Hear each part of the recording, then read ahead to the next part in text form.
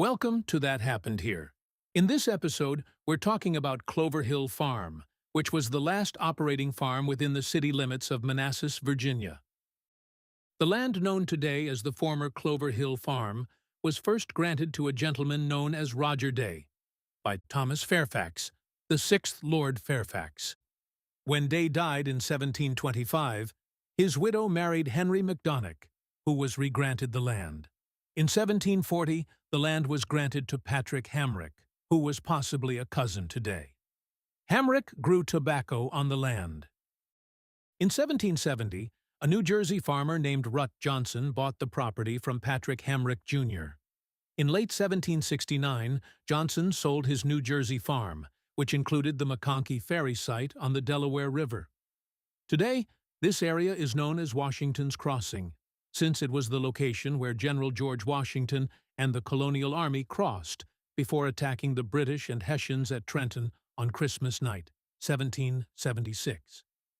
While the reason behind Johnson's move from New Jersey is unknown, the house built by his family remains. Unlike the owners before him, Johnson did not grow tobacco.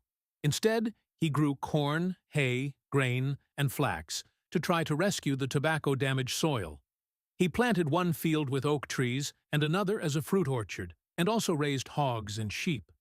While he didn't grow tobacco, he did rely on enslaved labor to run the farm and serve his family.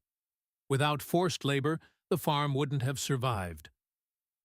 After Rut died in 1825, the farm passed to his youngest son Joseph, who was a lieutenant colonel in the Virginia Militia's 36th Regiment of the 5th Brigade, 2nd Division. When he died at age 49 in 1852, the farm passed to his 29-year-old widow, Eliza Wheatley Johnson. Although she was remembered as treating the people she enslaved fairly, in April 1857, Eliza created the first formal records of the people enslaved at Clover Hill. Historian Deanna Knox believes she likely did so because of the Dred Scott decision of 1 month earlier. By maintaining documentation of ownership, Eliza's chances of one of her slaves attempting to escape to freedom was lessened. As the Civil War came to Manassas, Eliza moved her children and those she enslaved to escape the fighting. The original house burned in the war. When Eliza returned, she and her family lived in the former slave quarters until the house was rebuilt on the same foundation in 1885.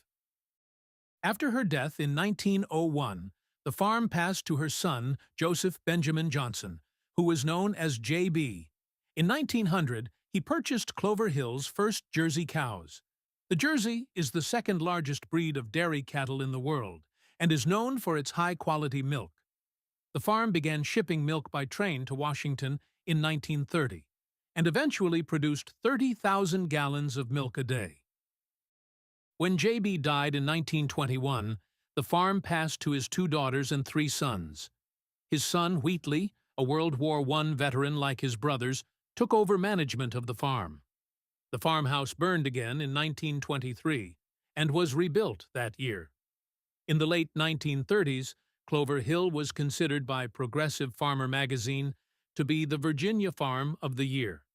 Wheatley founded the Prince William Dairy Club and served on the Prince William County Board of Supervisors. When Wheatley died in 1975, the farm was then managed by his sons Joe and Bill.